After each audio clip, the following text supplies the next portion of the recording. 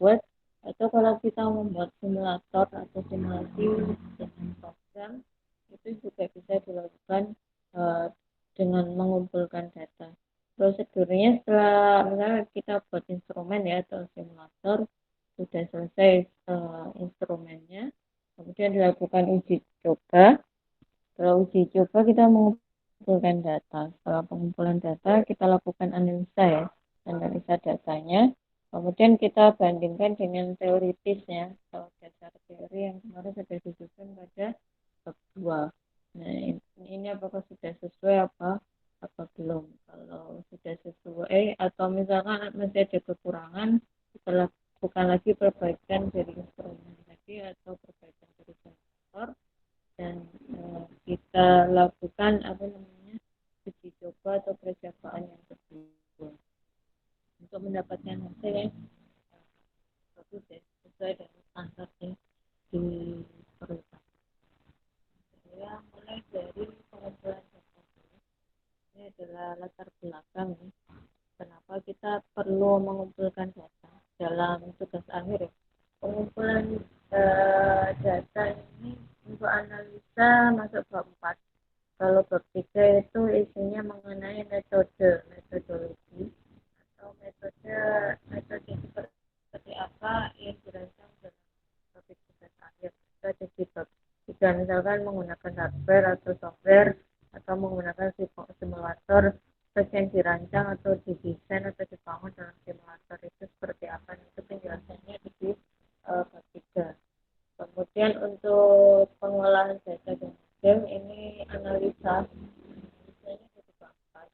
Jadi kita menggunakan simulator ya. Jadi setelah dijelaskan metodenya seperti apa di bab 3, kemudian dilanjutkan di bab 4 ya, isunya pengumpulan data tadi. Pengumpulan data ini biasanya sudah langsung bentuknya grafik-grafik. Setelah ada gambar grafik, di bawahnya itu diberikan hasil analisa sesuai dengan grafiknya. Ini sudah saya langsung masuk ke bab 3 sekaligus ya bab 4. Untuk bab 5 itu isinya kesimpulan dan saran. Untuk kesimpulan ini tadi kan kita sudah menganalisa data. Dari analisa data kita peroleh kesimpulan berdasarkan data-data empirik atau data-data uji tadi, kita bisa menarik kesimpulan. Dari kesimpulan ini kita bisa memberikan saran untuk penelitian atau pengembangan topik penelitian selanjutnya ya. Seperti itu prosesnya.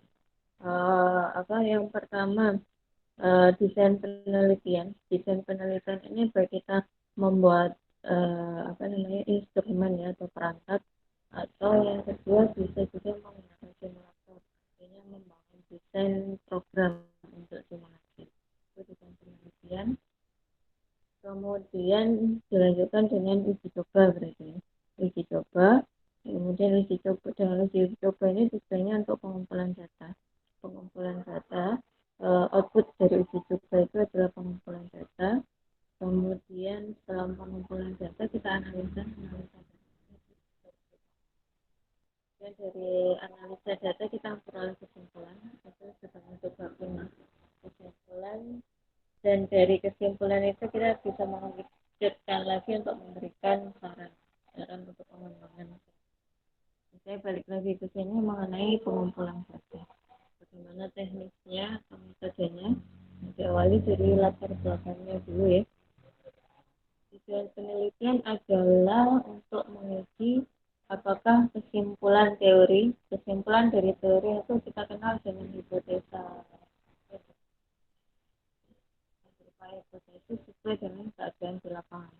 Jadi pengumpulan data itu untuk mengkonfirmasi dan juga memperkuat dari teori-teori dasar atau hipotesa awal dengan keadaan langsung di lapangan. Nah, ini hasilnya tentunya harus dapat dicapai ya, sesuai penelitian berhasil atau sukses dalam penelitian. Kemudian untuk poin yang kedua, kesesuaian antara data yang dikumpulkan atau data empiris. Data empiris itu maksudnya data yang bisa menggunakan rumus-rumus ya, biasanya ada rumus pengujian menggunakan BER,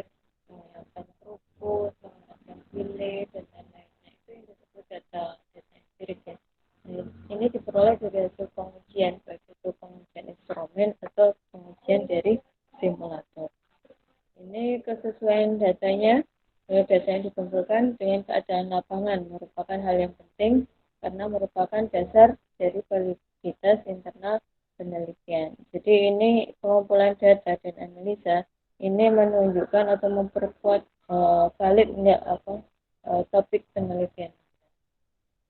Untuk poin yang ketiganya, untuk menjamin validitas penelitian, kualitas instrumen data ini ikut menentukan validitas internal dari penelitian. Jadi kualitas dari instrumen atau kualitas dari simulator tadi juga memiliki peran penting untuk menentukan valid tidaknya dari penelitian online. Ini sesuai dengan topik masing-masing, topiknya cukup banyak karena setiap individu atau ini adalah bagan atau diagram langkah-langkah pengembangan instrumen atau simulator. Saya sebut simulator karena ada yang menguji data langsung ya, misalnya kita mendesain kemarin ada yang mendesain wifi, jaringan wifi. Nah itu instrumen langsung, jadi kita merakit sendiri jaringannya. Nah, kemudian ada yang menggunakan simulator. Simulator ini artinya kita membuat program yang dibuat semirip mungkin dengan kondisi lapangan. Itu bisa macam-macam ya, bisa menggunakan digital, misalnya. Nah ini prosesnya, pelaksananya. Yang pertama menentukan spesifikasi instrumen atau simulator. Yang spesifikasi itu misalnya frekuensi kerjanya seperti mana, gitu ya. Misalkan akses poinnya seperti apa, dan seterusnya. Ada spesifikasi hardware atau softwarenya. Kemudian kita mengumpulkan pertanyaan. Terus yang berikutnya adalah pertanyaan ini biasanya berkaitan dengan tujuan. Ini ada di bab 1. Tujuan dari penelitian Anda apa sih? Misalkan menghitung atau mengukur atau menganalisa performansi dari jaringan. Performansi jaringan ini misalkan diketahui dengan parameter QoS, misalnya ada delay, throughput, jitter, head loss, dan lain-lain. Nah, ini disusun dulu pertanyaan yang ingin kita jawab apa sih di dalam percobaan ini seperti apa.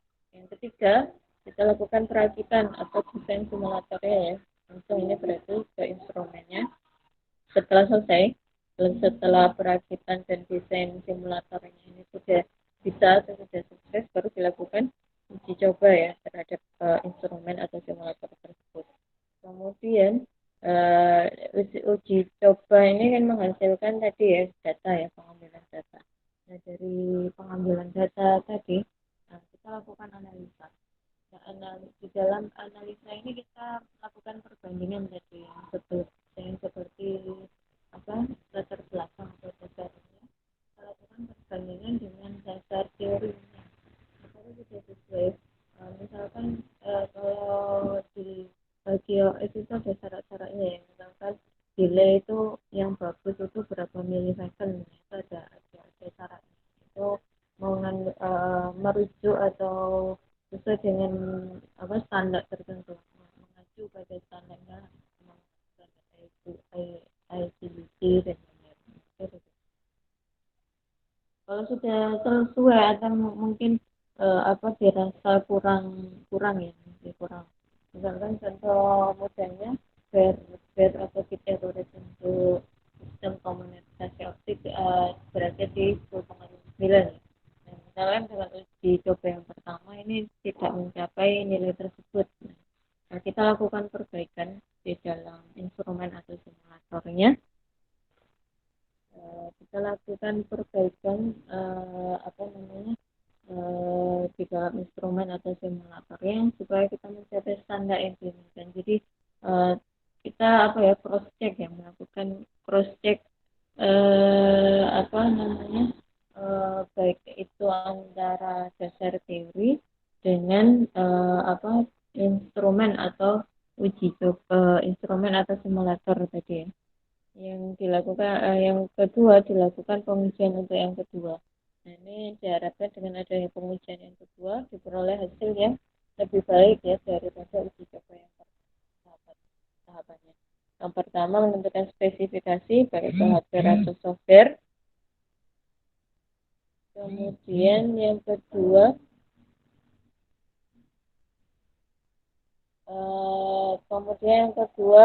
menuliskan pertanyaannya yang ingin dijawab. Ini biasanya ada hubungannya dengan tujuan di dalam penelitian di dalam part 1. Kemudian yang ketiga ini dilakukan merakit instrumen.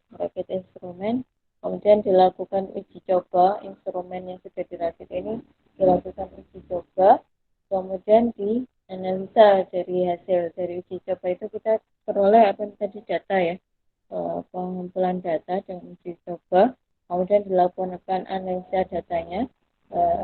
Dalam analisa ini kita bandingkan tadi dengan dasar teori pendukung yang sudah dikumpulkan di dalam bab 2.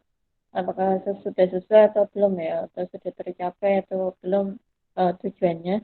Kalau belum berarti kita lakukan perbaikan karena tadi validitas atau kualitas dari penelitian bergantung juga pada instrumen dan simulatornya atau bagus atau tidaknya.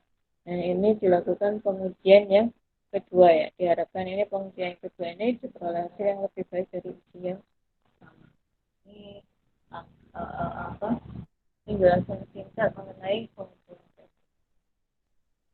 Kemudian kalau di dalam desain tugas akhirnya sendiri, pengumpulan data itu biasanya bentuknya sudah dalam bentuk grafik-grafik ya. Di bawah grafik itu dilakukan analisa terkait dengan grafik-grafiknya berada pada berapa seperti itu, atau nilainya berada nilai berapa. Kemudian kalau kesimpulan, misalkan saya mau menarik kesimpulan bahwa nilai yang diperoleh sudah memenuhi standar. Nah, itu contoh dari kesimpulannya. Kemudian misalkan untuk sarannya, misalkan ditambahkan metode tertentu untuk meningkatkan kualitas, misalkan seperti itu ya. Nah, itu contoh dari saran. Nah, itu tahapan dari penelitian. Jadi pada saat kita menyusun buku juga sesuai dengan tahapannya.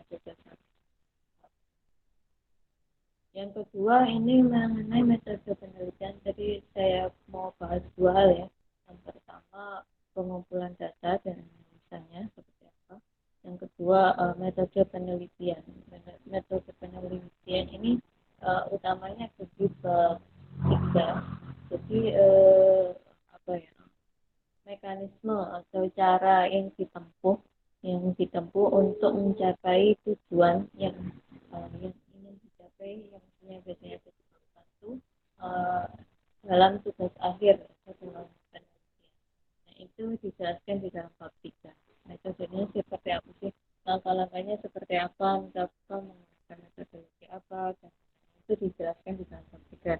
Misalnya menggunakan software atau hardware apa, menggunakan topologi jaringannya seperti apa, desainnya seperti apa, kemudian proses pengambilan datanya seperti apa, misalkan di titik mana Anda mengambil data. Nah, itu semuanya dijelaskan di dalam bab 3. Nah, ini teorinya ya, teori pendukung untuk menentukan metode. Yang pertama orientasi atau latar belakang dari metode penelitian.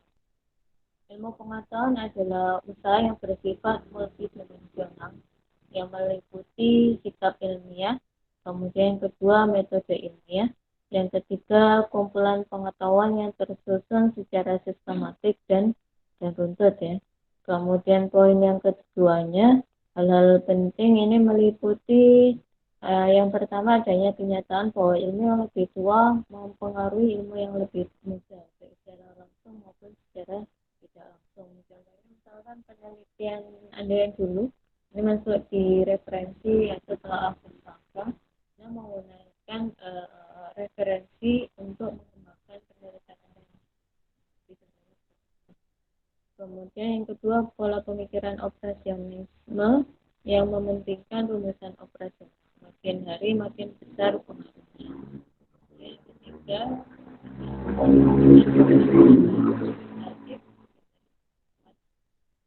Kemudian yang keempat, bahwa kaitan dengan kecenderungan ke arah kuantifikasi. Ini peranan statistik dalam penelitian makin besar ya.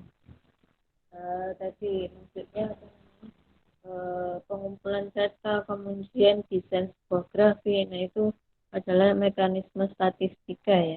Jadi cara mudah untuk menampilkan data di dalam buku itu adalah dengan membuat grafik-grafik melalui grafik-grafik. Nah ini untuk metodenya Anda menentukan parameter uji atau pengukur. Nah misalkan tadi ya dalam performansi jaringan kita ambil QoS tadi ya, kayak gitu misalnya delay, throughput, jitter dan lain-lain. Mungkin beda lagi misalnya kalau kita bicaranya optik atau jaringan wireless ya, misalnya yang kita pakai untuk standar disaling budget, BER, kemudian SNR dan lain-lain, ini berbeda-beda tentunya. Kemudian ini jenis-jenis ya, jadi ini adalah teori dasar mengenai metode metode penelitian itu seperti apa. Ini beberapa metode dasar perencanaan penelitian. Yang pertama, penelitian historis. Ini penelitian historis ini tujuan utamanya membuat rekonstruksi masa lampau secara sistematis dan objektif dengan cara mengumpulkan, mengevaluasi, memverifikasi, serta mensintesiskan bukti-bukti untuk menegakkan fakta dan memperoleh kesimpulan yang kuat. Berarti ini lebih banyak studi literatur ya. Ataupun Anda juga bisa menggunakan penelitian historis ini, misalkan jaringan yang sudah ada atau jaringan existing atau sudah lama digunakan kemudian dikembangkan, ditambahkan dengan teknologi-teknologi baru yang sekiranya dibutuhkan untuk mempermudah lalu lintas komunikasi. Nah itu bisa juga ya. Kemudian yang kedua ada yang disebut penelitian deskriptif. Tujuan dari penelitian ini membuat pencanderaan atau deskripsi secara sistematis, faktual dan akurat mengenai fakta-fakta dan sifat-sifat populasi atau daerah tertentu. Ini lebih deskriptif ya, berarti langsung langsung ke lapangan ya, lebih faktual dan akurat. Ini yang ketiga ada penelitian perkembangan. Tujuannya adalah menyelidiki pola dan kerurutan pertumbuhan dan atau perubahan sebagai fungsi waktu. Berarti ini misalkan penelitian tentang 4G, 6G dan seterusnya ya. Berarti ini sesuai dengan perkembangan atau evolusi dari teknologi. Kemudian yang keempat ada yang disebut penelitian kasus dan penelitian lapangan. Tujuannya adalah untuk mempelajari secara intensif latar belakang dan keadaan sekarang, termasuk interaksinya sesuai dengan unit sosial. Sebenarnya kalau kita membandingkan data dari uji coba atau simulasi dengan data lapangan itu juga perlu ya. Jadi mungkin pada saat kita melakukan simulasi biasanya hasilnya berbeda dengan pada saat kita mengukur langsung di dalam lapangan. Ada faktor-faktor tertentu tidak misalnya tidak ideal pada saat kita melakukan simulasi. Pada saat kita melakukan uji di lapangan, ini ada faktor-faktor eksternal atau faktor-faktor lain yang belum kita masukkan dalam simulasi. Kemudian kelima di sini ada yang disebut penelitian korelasional. Tujuannya adalah untuk mendeteksi sejauh mana variasi-variasi pada suatu faktor berkaitan dengan variasi-variasi pada satu atau lebih faktor lain berdasarkan koefisien korelasi. Penelitian keenam ini ada kausal komparatif. Tujuannya untuk menyelidiki kemungkinan hubungan sebab akibat dengan cara berdasar atas pengamatan terhadap akibat yang ada, mencari kembali faktor yang mungkin menjadi penyebab melalui data tertentu. Komparatif, misalnya contohnya kita membandingkan metode A dan metode B, atau kita melakukan hibrid ya, misalkan menggunakan dua metode ini jadi satu, apakah dirasa menambahkan perbaikan atau tidak, komparatif ya atau perbaikan. Kemudian yang ketujuh ada penelitian eksperimental sungguhan. Tujuan dari penyelidikan ini untuk mengetahui kemungkinan hubungan sebab akibat dengan cara mengenakan satu atau lebih kondisi perlakuan kepada satu atau lebih kelompok eksperimental dan membandingkan hasilnya dengan satu atau lebih kelompok kontrol yang tidak dikenai kondisi perlakuan tersebut. Kemudian yang ke-8 ada penelitian virtual komparatif. Tujuannya untuk memperoleh informasi yang merupakan perkiraan bagi informasi yang dapat diperoleh dengan eksperimen yang sebenarnya dalam keadaan yang tidak memungkinkan untuk mengontrol dan atau memanipulasi semua variabel yang relevan. Nah, ini penelitian yang ke-9 ada yang disebut penelitian tindakan. Tujuannya adalah mengembangkan keterampilan baru atau cara pendekatan baru untuk memecahkan masalah dengan penerapan langsung di dunia kerja atau dunia aktual. Nah, sebenarnya kalau penelitian tindakan ini bagus juga ya. Contohnya misalkan Anda mengetahui atau Anda menemukan suatu teknik baru, kemudian membuatnya, mengajukan atau memproposnya ke perusahaan-perusahaan untuk memecahkan suatu masalah gitu. Misalkan ada suatu permasalahan di dalam perusahaan, kemudian Anda menemukan pemecahan atau solusinya, kemudian melakukan tindakan langsung ya, dieksekusi langsung dengan misalkan memberikan proposal, mengajukan proposal. Ini lebih aktual dan implementatif. Kemudian untuk tugas minggu ini adalah prasyarat untuk mengikuti kuis ya. Jadi kuisnya nanti bisa dikerjakan kalau Anda sudah submit ini tugas ini. Tugasnya adalah membuat abstrak. Abstrak sesuai dengan topik atau judul penelitian masing-masing ya. Abstrak ini disusun maksimum 200 kata. Kemudian dengan minimal 3 kata kunci. Ini saya berikan contoh dari abstrak ya. Saya tunjukkan beberapa contoh dari abstrak, mungkin bisa membantu Anda dalam menyusun sebuah abstrak.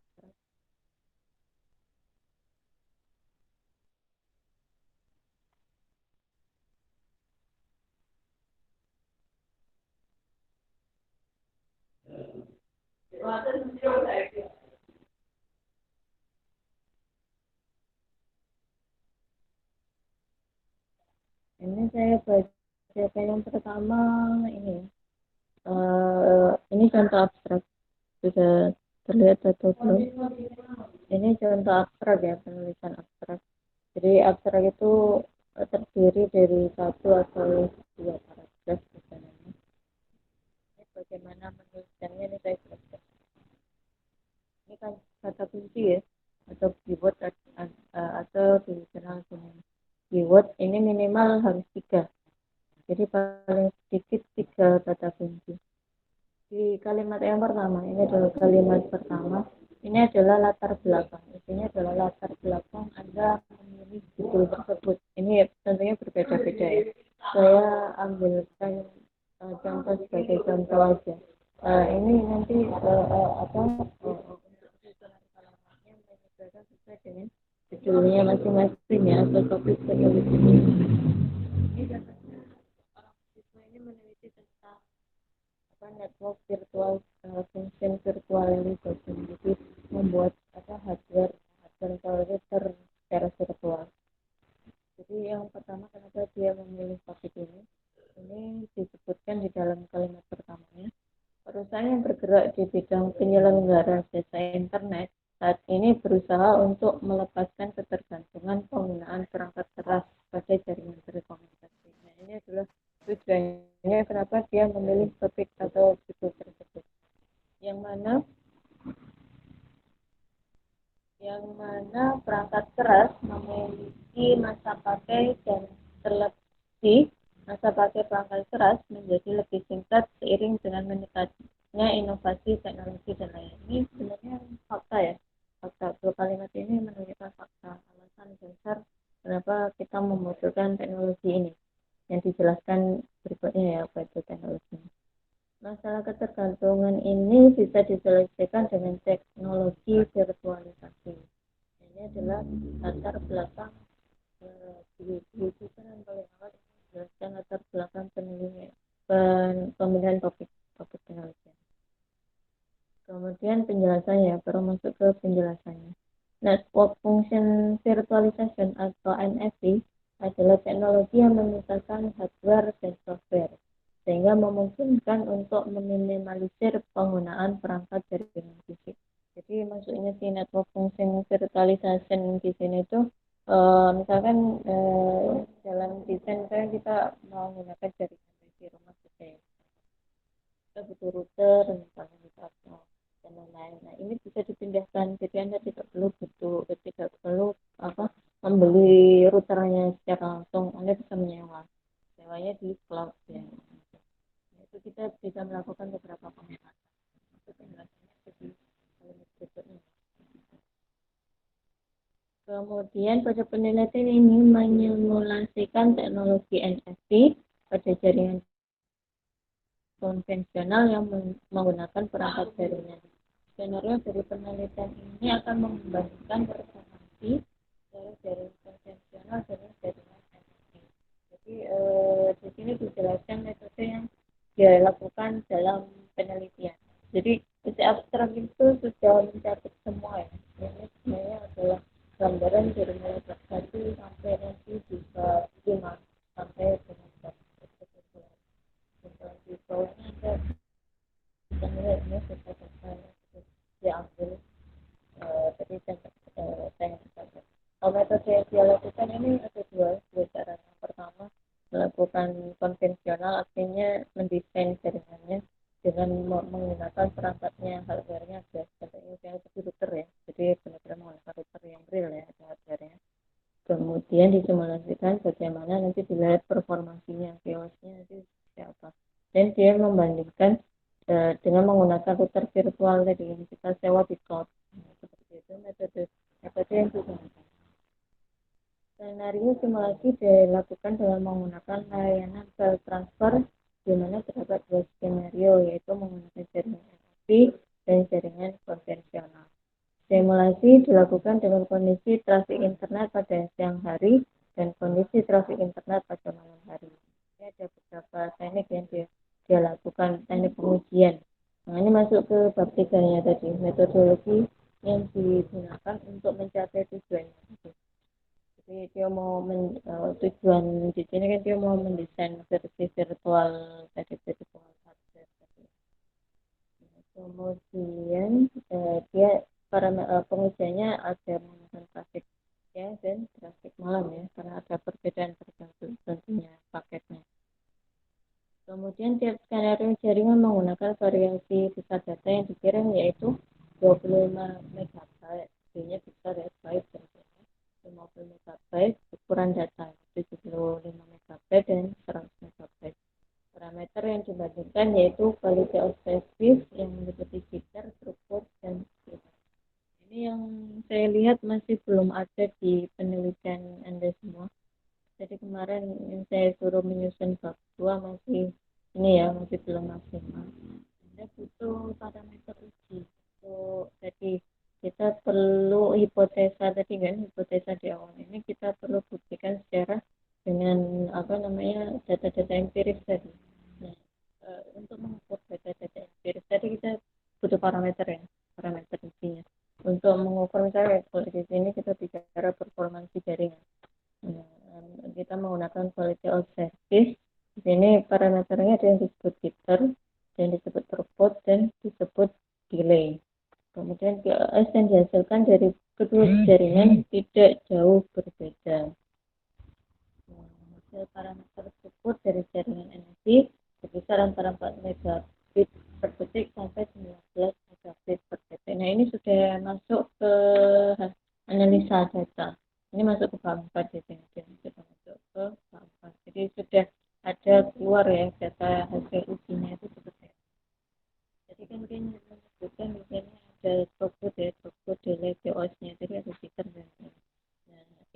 sebenarnya tidak perlu semua, tapi data-data yang penting aja yang mungkin masuk nanti di dalam kesimpulan. Mungkin nanti masuk ke dalam kesimpulan jadi cukup rapi. Kemudian jadi jaringan potensial berkisar antara 0,8 sampai 11 megabit per detik. Kemudian untuk parameter delay yang dihasilkan oleh jaringan NFC berkisar antara 0,6 milisekund sampai dengan 3,2 milisekund. Sedangkan delay jaringan konvensional berkisar antara 1 milisekund sampai 2 milisekund. Di sini kita lihat ya, untuk konvensional ini delay lebih cepat. Nah ini kita bisa analisa dan kita bisa masukkan ke dalam kesimpulan di bab 5 kenapa ini terjadi. Misalkan kalau kita desain konvensional kan di situ ada kabel, ada hardware, jadi ini proses transmit receive dari data kirim dan data terima ini jalannya lebih panjang. Nah ini menimbulkan delay yang lebih besar. Nah itu sudah bisa masuk ke dalam kesimpulan. Nah, kemudian kita tambahkan saran untuk perbaikan untuk penelitian selanjutnya itu seperti apa. Kemudian di sini menyebutkan lagi mengenai parameter jitter yang dihasilkan oleh jaringan NFC berkisar antara 0 sampai dengan 2,5. Sedangkan untuk jitter jaringan konvensional antara 0,2 milisekund sampai 208 milisekund. Tapi di sini belum menyebutkan tentang kesimpulan ya. Ini dia cuma sampai pada keempat saja, belum menyebutkan kesimpulan. Nah ini untuk kata kunci atau kunci tadi itu memang minimal harus 3. Jadi minimal Anda harus sebutkan 3, lebih besar dari 3 itu sangat bagus. Jadi di sini dia menyebutkan NFC, Network Function Virtualization. Virtual ini sebenarnya bukan kata kunci QoS karena bukan penting gitu. Misalkan saya menggunakan kata kunci lain, misalnya jitter, throughput, delay, nah itu lebih penting. Kemudian QoS, ini mungkin masuk ke dalam QoS ya. Dalam traffic atau file transfer ini bukan file transfer kata kunci. Kemudian perangkat jaringan ini saya kira juga bukan kata kunci. Kata kunci ini apa ya? Kata-kata penting atau semacam keyword untuk menemukan untuk menemukan penelitian ini atau masuk kata-kata dasar yang perlu kita ketahui dalam penelitian ini. Misalnya NFC, misalnya di sini ada file transfer ya, ada file transfer, kemudian ada QoS. QoS ini sudah masuk semua ya, jadi tersebut yang dimasukkan seperti itu. Traffic itu.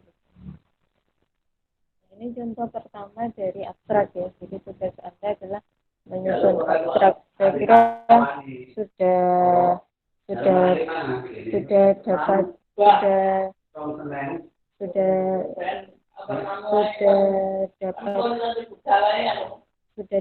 apa namanya gambaran ya, sudah dapat gambaran ya mengenai bagaimana menyusun abstrak.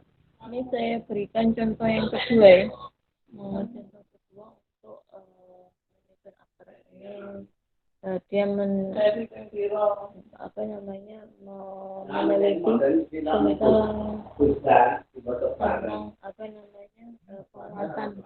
tentang penguatan jaringan optik ya. Jaringan optik itu karena latar belakangnya karena jarak jauh ya, karena kebutuhan jarak jauh untuk komunikasi, sehingga kita butuh penguatan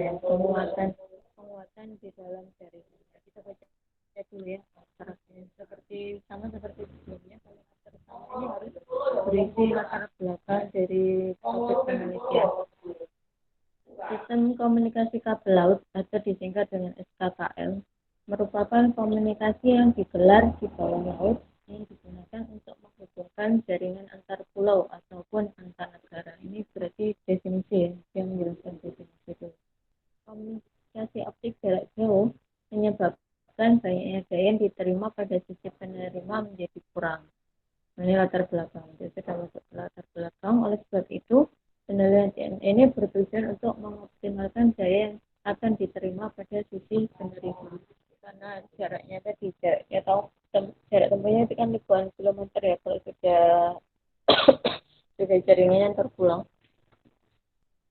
makanya kita perlu menggunakan penguat ya. Jadi penguat EGFA dan NOA ya.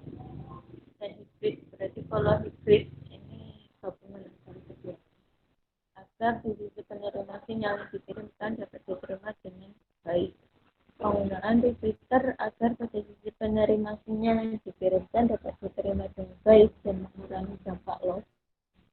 Dampak loss itu artinya rugi-rugi ya pada saat transmit dari pengiriman data dari pengirim ke penerima. Baik karena tadi kan sebanding ya, panjang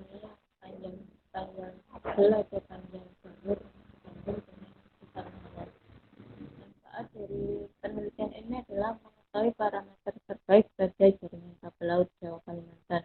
Mungkin yang dia maksud tujuan ini sudah masuk ke tujuan penelitian. Tujuannya di sini dia mau mendesain misalkan si EPA atau ROA ini ditaruh di kilometer berapa sih supaya menghasilkan hasil maksimal, apa daya terimanya tadi di sisi penerima tetap maksimal. Tujuan gitu. Tapi dia menggunakan simulator ya, menggunakan adalah OptiSystem.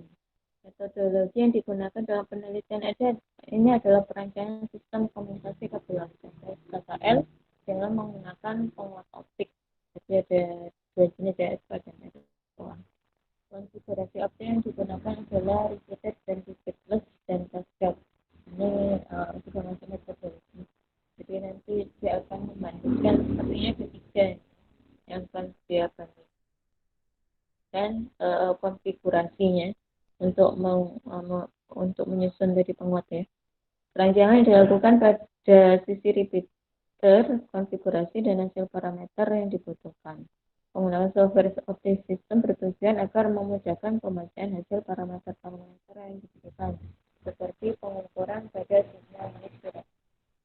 Sebenarnya ini kalimatnya kalau saya rasa tidak perlu. Jadi kalau saya harapkan penelitian itu dibuat penelitian sedemikian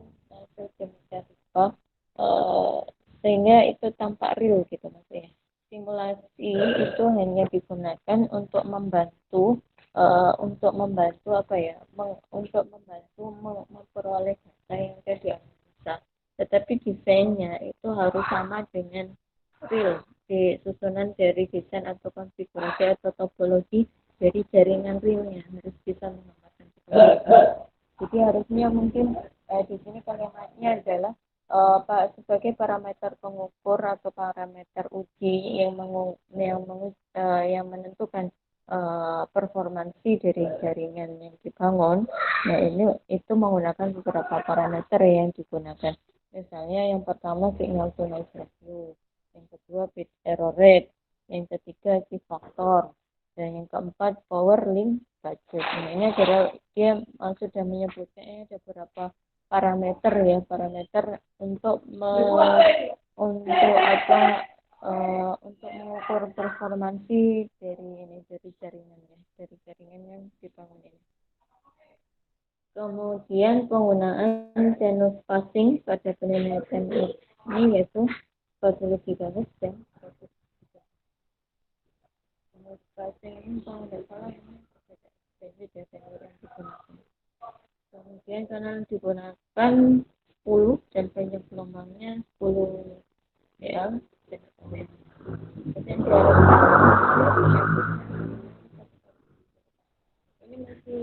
ini masih berupa proposal penelitian, jadi ini belum data, makanya dia menyebutnya seperti ini. Ya memang kalau teorinya sudah jelas ya, dalam optik itu 10,9.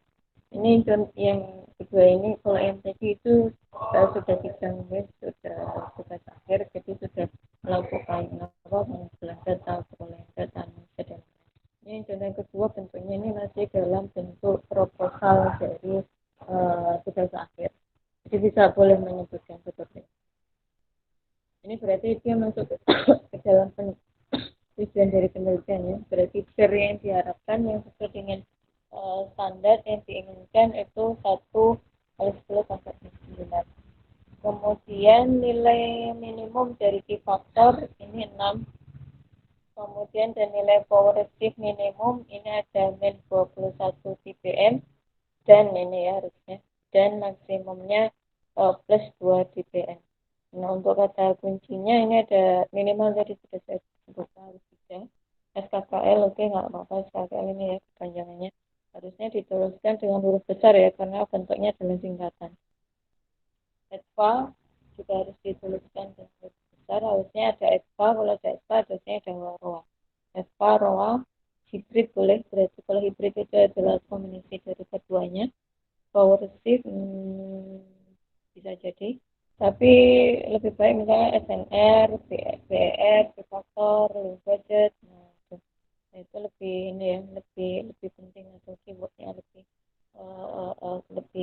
lebih bagus itu yang dimasukkan di faktor misalnya power link budget dan nah itu tugas Anda untuk minggu depan. Jadi ini adalah prasyarat, untuk tugas untuk melakukan ini ya, apa namanya, eh, prasyarat untuk mengikuti quiz. Jadi minggu depan rencana kita quiz dulu. Ini sudah saya sebutkan ya, alamat barunya di lms.pt.telkom www.id. Untuk soalnya pilihan ganda dan apa nanti benar salah. Kemudian nanti